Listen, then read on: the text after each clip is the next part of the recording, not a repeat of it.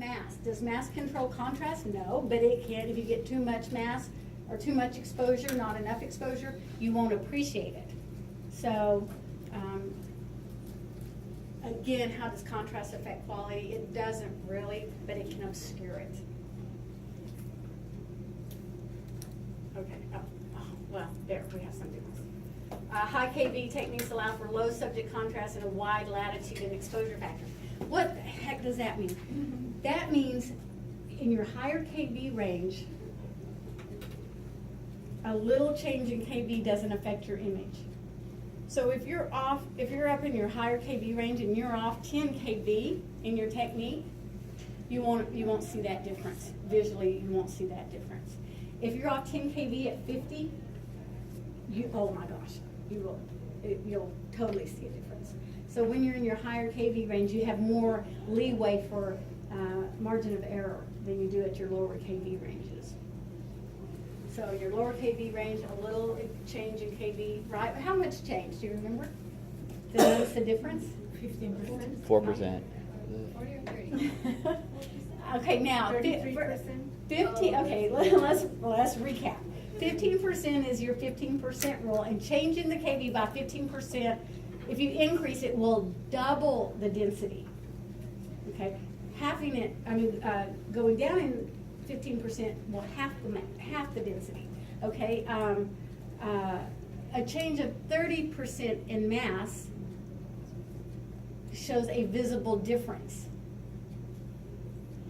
A 4% change in KV shows a visible difference. Remember that? Go back and look. Let's go back to your first few lectures because it's been a while. So now, watch how I ask the question: a visible change versus, doubling the density as an example. So 4% at a lower. My point is 4% at a lower KV is a smaller number than 4% at a higher KV. That's a bigger number. And so when we're in a high KV range, if I used 100, I'd get a good radiograph. If I used 110, I'd get a good radiograph.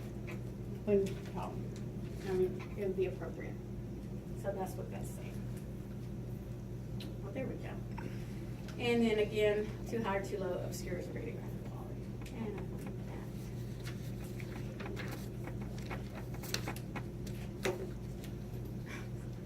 that. I'm so sorry. That is so out of order. But here it is, the final product. Final product right there.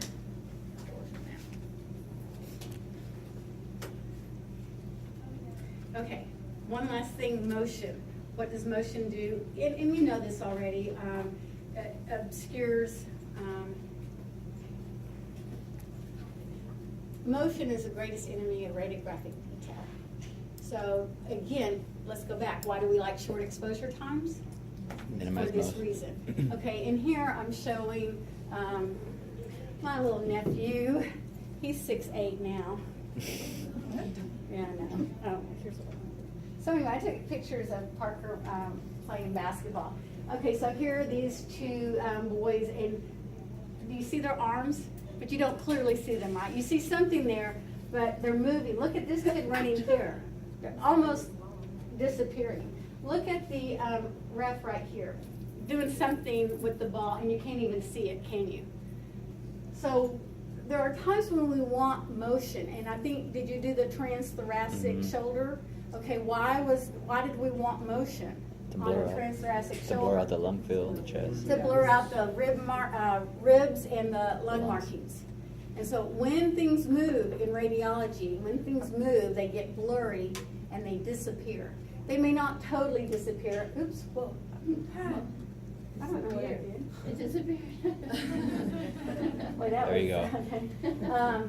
And so again, looking at the it doesn't look like he has a hand here, does he? So that's what motion does.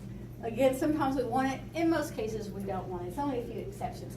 To get motion is hard on a radiograph. To get motion is actually quite hard. If you're going a longer time, what do you do with your MA? Drop it down. You have to really go low. So we're not talking 100 MA. At this point, we're talking 75, 50, if you can go down to 25. You're limited by what your machine will allow you to do MA-wise. And so is hard. You've got to capture that motion. 3 seconds is not, in radiography it's a long time, but in real life 3 seconds sounds like, it's not a long time. And so when you're trying to capture motion, you need the patient to, I think your book says short, shallow breaths. Because if they're breathing normally, you breathe slow. And then that 3 seconds is not going to capture enough motion. So you really want them to do those short, shallow breaths, so more motion and then more blurring. So it's not always so easy. And then it freaks you out because your exposure time is always beep, right? It's short, right? Well, when you have 3 second exposure time, it goes beep, and you're like, oh, something's wrong. It's not. You set it for 3 seconds, it's gonna beep for 3 seconds. So that's how that works. So again, how do we minimize motion? We use our short exposure times, of course. How else do we do it? Hold your breath, don't breathe, don't move. So instructions. Sometimes we get a sponge, a positioning sponge to help hold the patient in place, or use tape. So we have immobilization devices, not restraining devices. You have to have a doctor's order for a restraining device, so we just call it an immobilization device. And then respiration, taking a breath and hold it, don't move. And then again, our best thing to do is a short exposure times. If you have short enough exposure times, they can breathe. They could probably even move, and you would still not capture that. So, and I emphasize this because as, again, newer radiographers, and you're looking at images, especially up here on film on the view box, a lot of times you'll say, I see motion.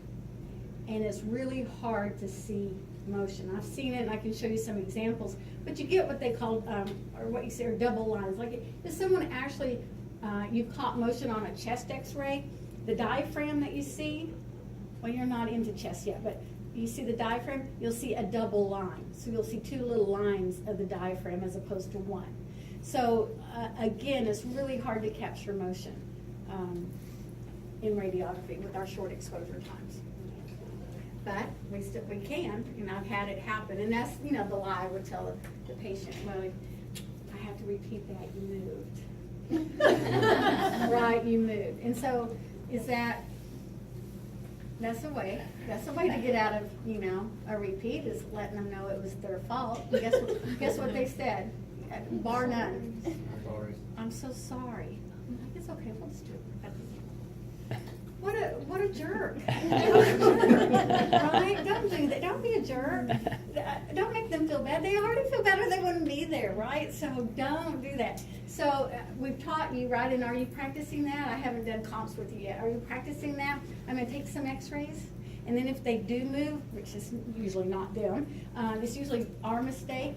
And so you don't have to say you. You just say, I'm back to take some more. We're going to take some x-rays, and if I take 5, they don't know if I repeated any of them. If I say 2 and I come back, I'm going to take 2 x-rays. You can say that. I'm going to take a couple. I'm going to take a couple x-rays on you. I'm going to take 2. I'm going to take 3. I'm going to take however many. And you can do that. That's fine. And it'll probably work out just fine. But what do they have to do except count? Close and, okay, well, that was 1. You said 5. And now we're at 6. What happened? Something wrong? Do I have cancer? What happened?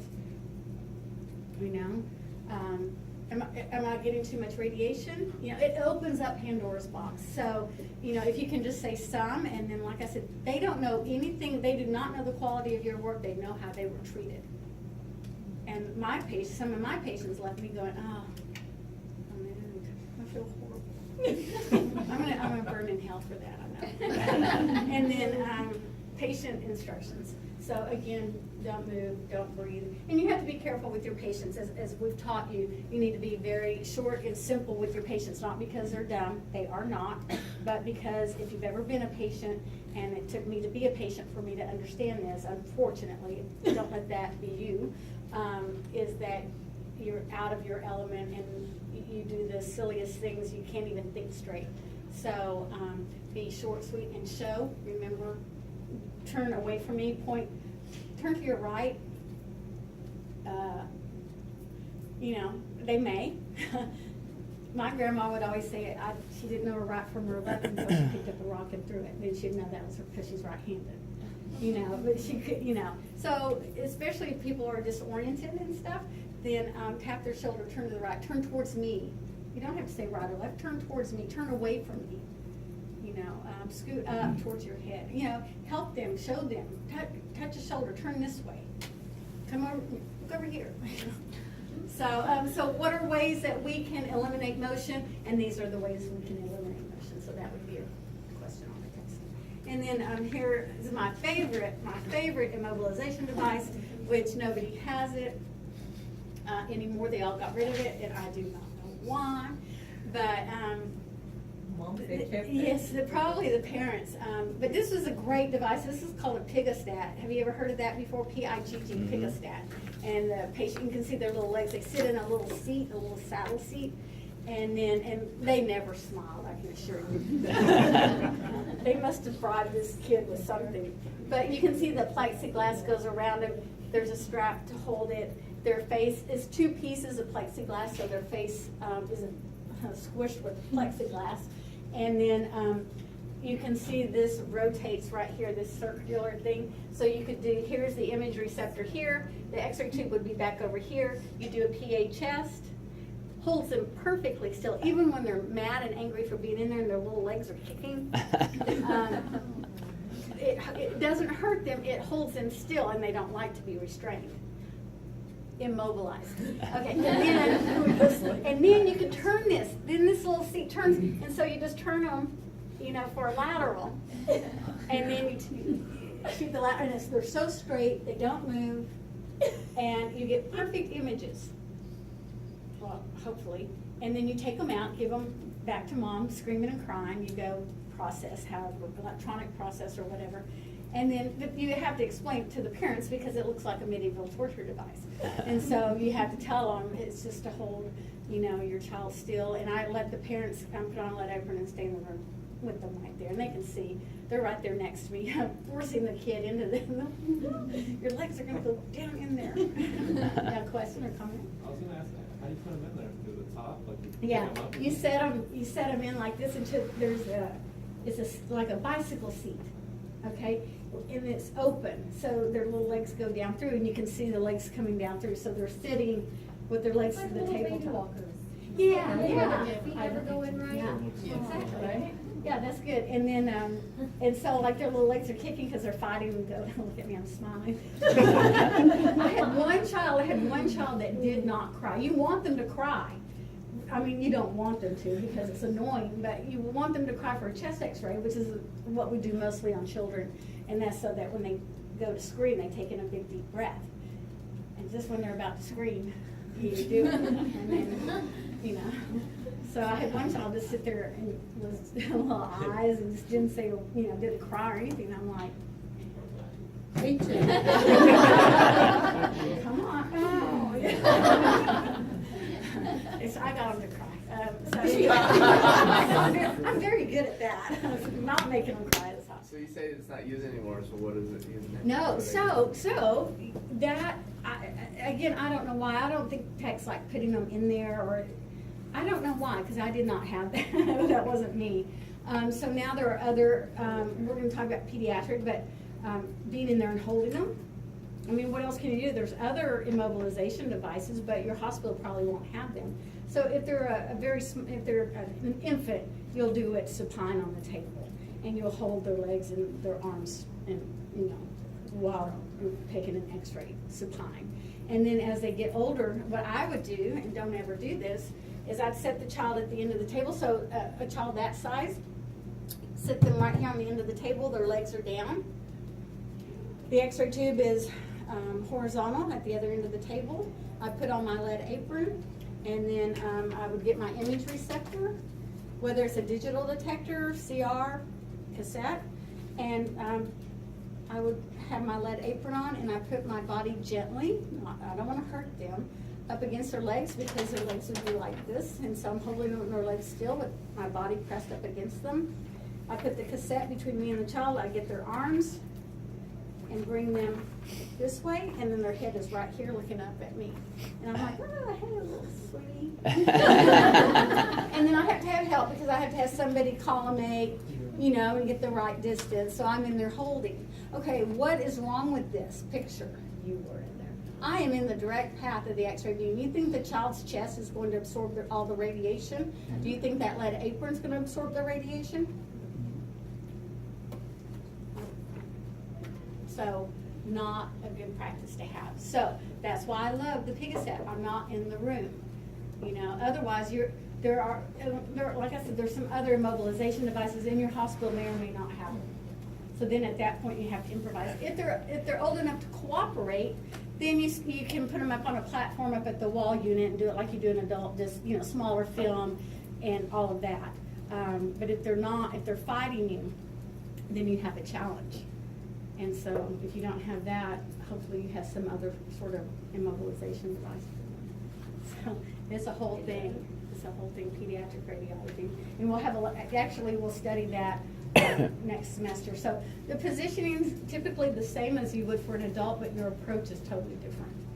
So we'll talk about that. So what are some immobilization devices? Tape, we use tape a lot. And you have to be careful what kind of tape you use. Certainly you want to use the transport tape, the hospital tape. It's gentle on the skin, especially for our pediatric patients. We use tape for all our patients, but you certainly want to be careful that it doesn't abrade the skin. We have positioning sponges, as you all know, that you've used, and then different types of immobilization devices, whatever is handy. We don't have a lot here, but your hospital may have some more to use. So, and I think that is end of slides.